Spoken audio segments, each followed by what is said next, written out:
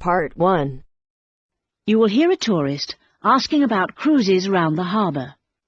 First, look at questions 1 to 7.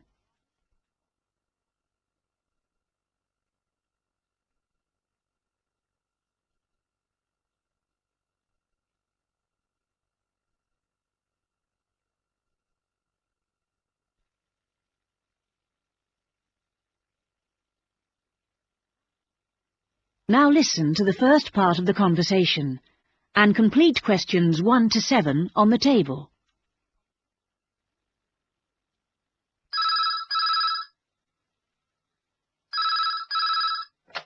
Good morning, Blue Harbour Cruises. How can I help you? Oh, good morning. Can you tell me something about the different cruises you run? Well, we run 3 cruises every day, each offering something slightly different. Oh, let me just get a pencil so I can make a note of this. Right. Firstly, there's the Highlight Cruise, then we do the Noon Cruise, and we also have our Coffee Cruise. Could you tell me a bit about them? When they leave, how often, that sort of thing? Well, the Highlight Cruise is $16 per person, and that leaves at 9:30 every morning and takes 2 hours to go around the harbour. Right, 9:30. And do you get coffee or refreshments? No, but there's a kiosk on board where you can buy drinks and snacks, and we do provide everyone with a free souvenir postcard. Right. And then there's our Noon Cruise at $42 per person. This is more expensive, but of course it takes longer, and for that price you get a 3-course lunch. Oh, that sounds good. And what about the last one? That's the Coffee Cruise. Well, that's $25 each. It takes 2.5 hours. When does that leave? At 2:15 daily? And presumably the coffee is included? Yes, and sandwiches are served free of charge. Now you have some time to look at questions 8 to 10.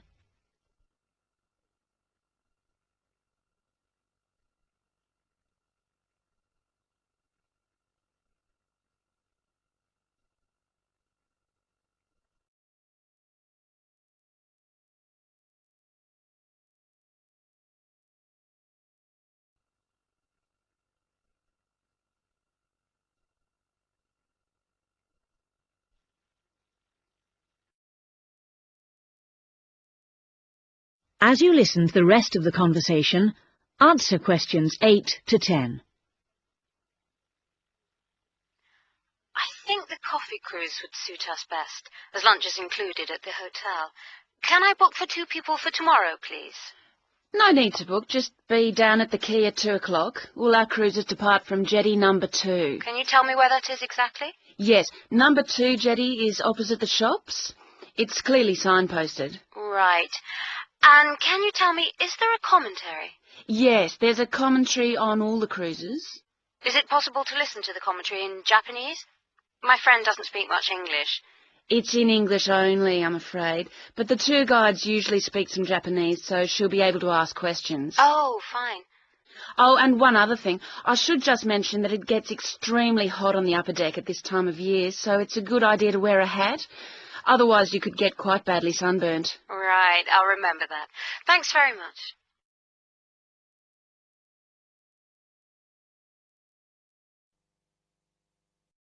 That is the end of Part 1. You now have half a minute to check your answers.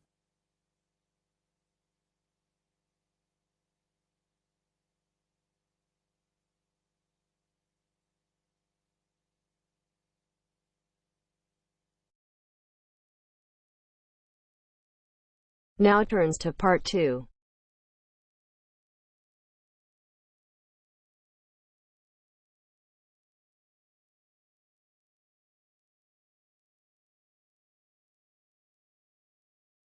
You are going to hear a guide named Matt who is introducing their trip in Wildlife Haven. Now you have some time to look at questions 11 to 15.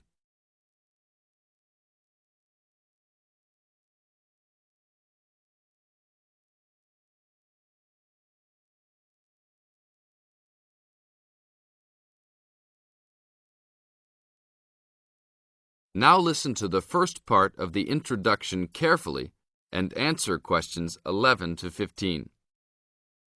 Well, good morning, everybody. My name's Matt, and I'm one of the 3 guides here at Wildlife Haven. Our job is to make sure that you all have a great time here with us and go home feeling happy and relaxed. As you can see, we're away from the city in a remote area between a national park and the sea. To encourage you to relax, there are no radios or TVs, and the only phones and newspapers are in the office. So, if peace and quiet is what you've come for, this is the place to be. From your cabin on the hill, you'll find you have the national park behind you, and you can look out from the sea from your front balcony. Your luggage will be unloaded from the bus and taken to your rooms in a few minutes. Once you have picked up your key at reception, please locate your room and check that all your luggage has arrived. The daily program here at Wildlife Haven is flexible and only as demanding as you want it to be. You should each have a brochure setting out the facilities and various walking tracks you can take. And on the bus, you are given a green sheet setting out a number of group tours in the coming week. If you want to join any tour, just write your name and room number on the relevant sheet along the wall here. Tomorrow, there is a beachcombers and rock hoppers tour exploring marine life in the rock pools along the beach. Or, if you'd prefer to go inland, there's a guided forest walk that takes you off the walking tracks. If you want to catch some lunch, you could join the beach fishing expedition. And at night, you'll see there is a moonlight forest walk that leaves each night at 7 p.m. So there is plenty to choose from at Wildlife Haven, and of course, that includes just sitting on your balcony watching the waves roll in. But I would recommend my favorite tour, the Waterfall Walk. This departs at sundown each day and also provides the opportunity to have a moonlight swim. Now you have some time to look at questions 16 to 20.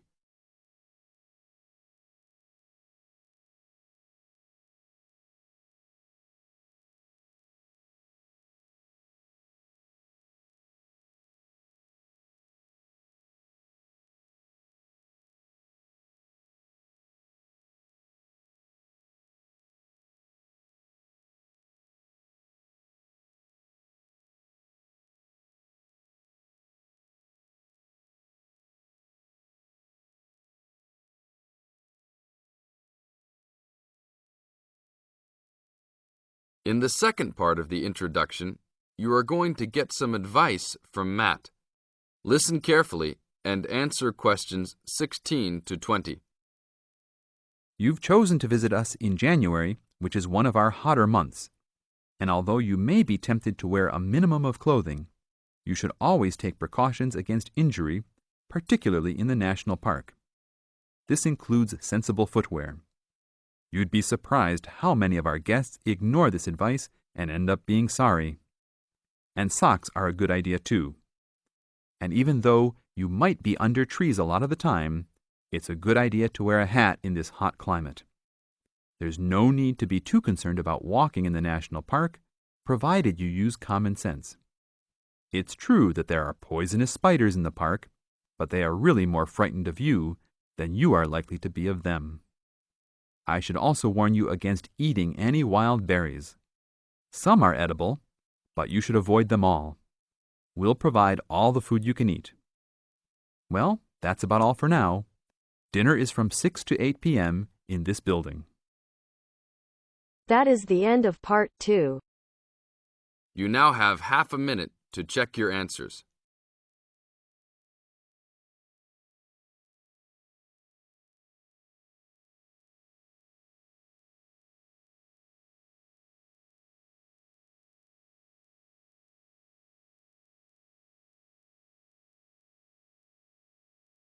Now turns to part 3.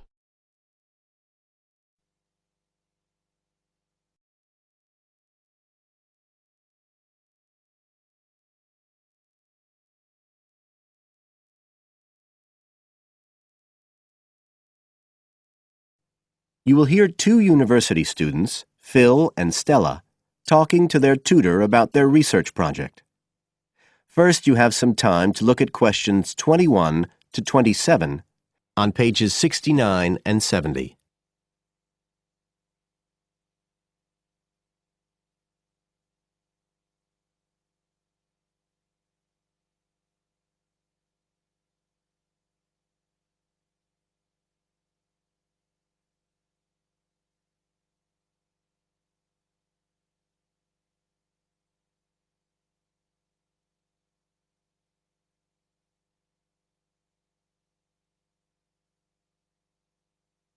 Now listen carefully and answer questions 21 to 27. Come in. Ah, yes, Stella. Is Phil there too? Good. Come on in. OK, so you're here to discuss your research project. Have you decided what to focus on? You were thinking of something about the causes of mood changes, weren't you? Yes, but the last time we saw you, you suggested we narrowed it down to either the effects of weather or urban environment. So we've decided to focus on the effects of weather.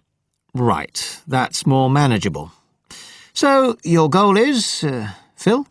To prove the hypothesis, no, to investigate the hypothesis that the weather has an effect on a person's mood. Good.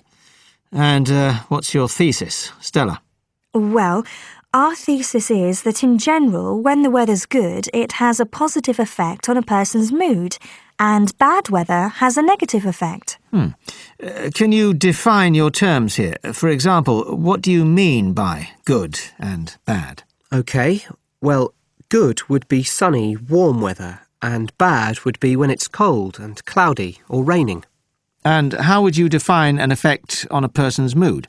What would you be looking to find? An effect on the way a person feels. A change in the way they feel, like from feeling happy and optimistic to sad and depressed. Right. And what sort of weather variables will you be looking at? Oh, sunshine, temperature, cloudiness, precipitation, among others. It'll depend a bit what the weather's like when we do the survey. Fine. We'll talk about that in a minute. But first, what about background reading? I gave you some suggestions. Did you manage to read any of it? Yes, we read the Ross Vickers article, the one comparing the groups of American Marines training in summer and winter. That's quite relevant to our study. It was interesting because the Marines who were training in the cold winter conditions tried to cheer themselves up by thinking of warm places, but it didn't really work. Yes, they were trying to force themselves to have a positive mental outlook, but in fact it had the opposite effect, and they ended up in a very negative state of mind. And we found some more research by someone who wasn't on the reading list you gave us, George Whiteborn. He compared people living in 3 countries with very different climatic conditions. Actually, he looked at several things, not just the weather. But he found some people's reactions to bad weather were much worse than others, and it was linked to how stressed they were generally. The weather on its own didn't have such a significant effect on mood. And we looked at a paper by Haverton. Yeah, he broke weather up into about 15 or 16 categories and did qualitative and quantitative research. He found that humans respond to conditions in the weather with immediate responses, such as fear or amazement. But these responses can also be linked to associations from their earlier life, such as a particular happy or sad event. Did you have a look at Stanfield's work? Yes. It was interesting because the type of questions he asked was similar to what we were planning to use in our survey. Yes. He asked people how they were feeling on days with good and bad weather. He found the biggest factors seemed to be the humidity. Moods were most negative on days with a lot of rainfall. Long periods without sunshine had some effect, but nothing like as much. That could be quite a useful model for your project. Yes, we thought so too. Although we can't continue our survey for as long as he did. He did his over a 6-month period.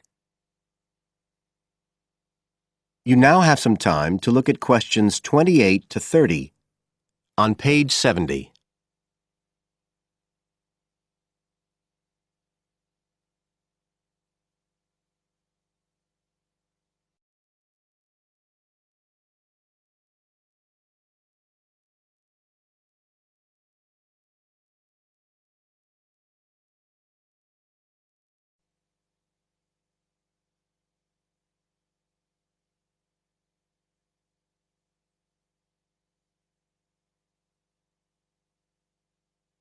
Now listen and answer questions 28 to 30.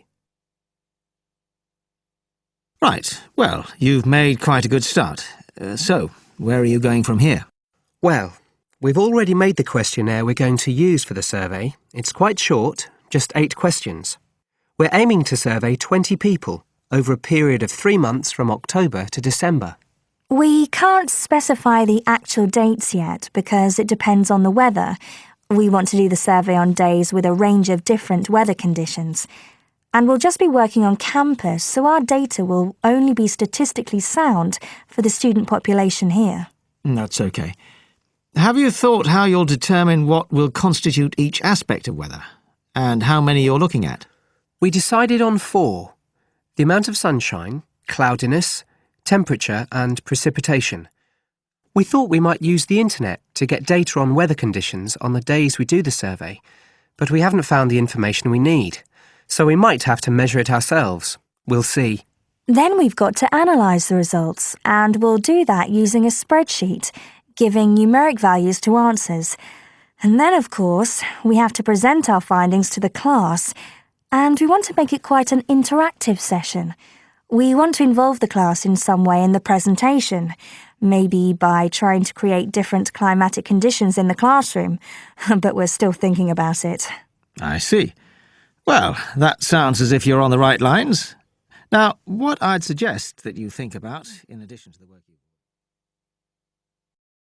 That is the end of part 3. You now have half a minute to check your answers.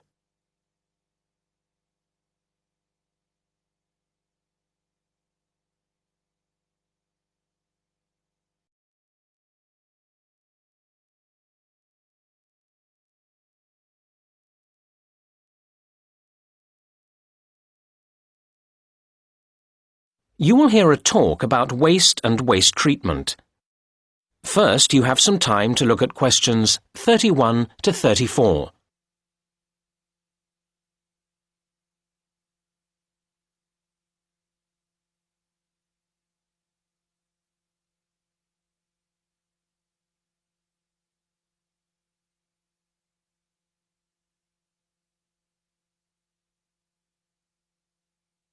Now listen to the first part of the talk and answer questions 31 to 34.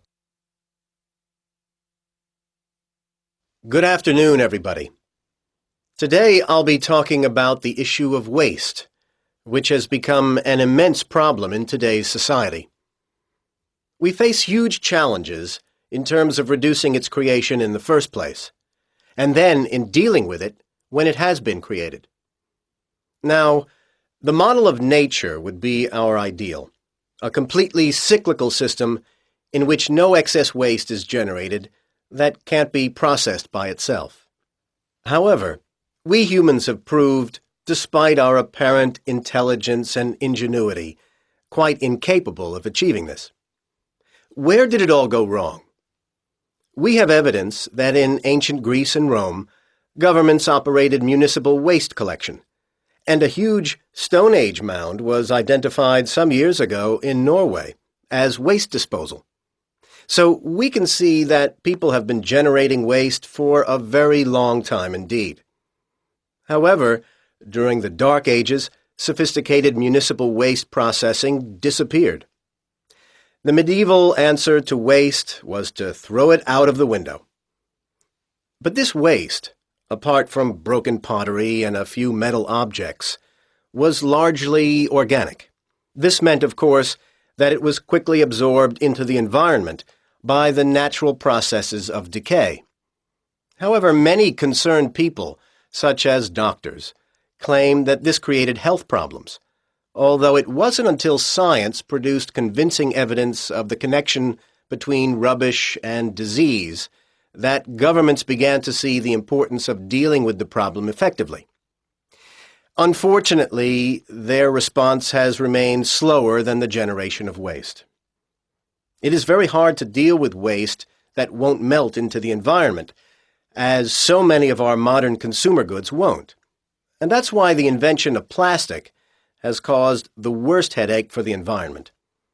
It's more than nature can deal with. Now you have some time to look at questions 35 to 37.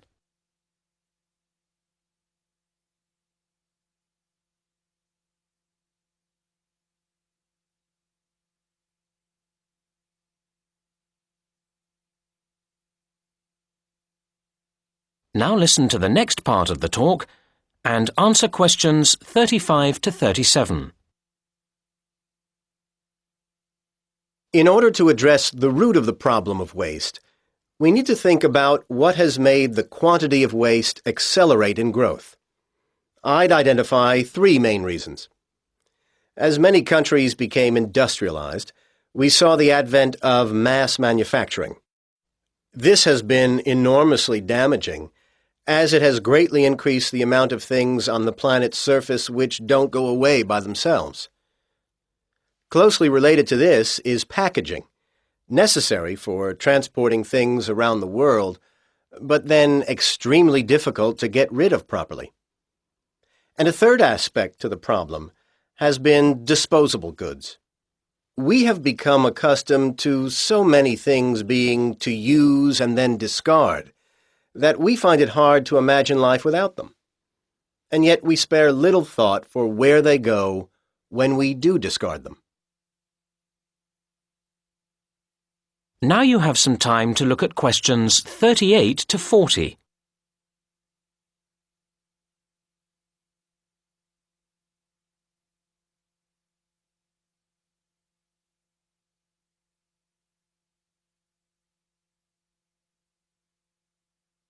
Now listen to the rest of the talk and answer questions 38 to 40. Right now, let's move on from where all this waste comes from to what is done with it all now it's here. Different countries deal with waste differently. Of course, each country also changes what it does, so the figures for waste treatment I've got here are likely to change in the future. Let's look at municipal solid waste, or MSW. MSW is important to consider because it's effectively a measurement of consumerism, how much waste people produce that goes beyond the absolute basic requirements in life to eat and drink. One of the main ways of dealing with MSW is incineration, burning it. This is adopted variously around the world. The UK burns relatively little waste, as does the US, while Denmark burns about half of all waste. And Japan uses this method for as much as 3/4. These are broad brushstrokes, of course, because an important issue is how efficient and clean the burning process is. Another major form of waste treatment is using landfill sites, basically burying the waste in the earth. Currently, this method is the dominant process used in the UK at over 80%. And is also heavily used in Germany and in the US, while densely populated and mountainous countries, such as Switzerland and Japan, dispose of relatively little this way. A third and much better way of dealing with waste is to recycle it, turning it back into more things we need. It must be said that much depends here on whether further waste is generated by the recycling processes themselves.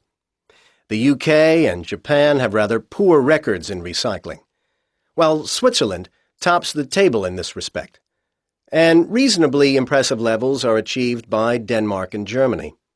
I really hope that if we all gathered here again 10 years from now, these figures would be much higher. Time and a lot of effort will tell.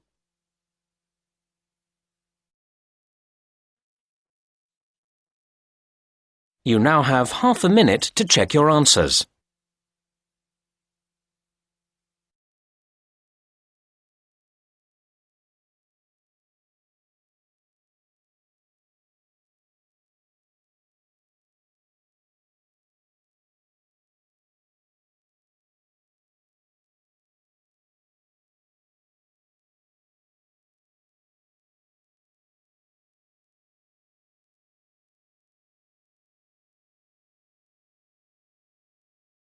Step 1, wake up early, gonna rise with the sun. Step 2, get some good, some food in you. Step 3, think real hard about what you wanna be. Step 4, everybody just do your thing. Wake up, today's gonna be a good day. Wake up, today's gonna be a good day. Wake up, today's gonna gonna be a good day. Wake up, today's gonna be a good day. Wake up, today's gonna be a good day. Wake up, today's gonna be a good day.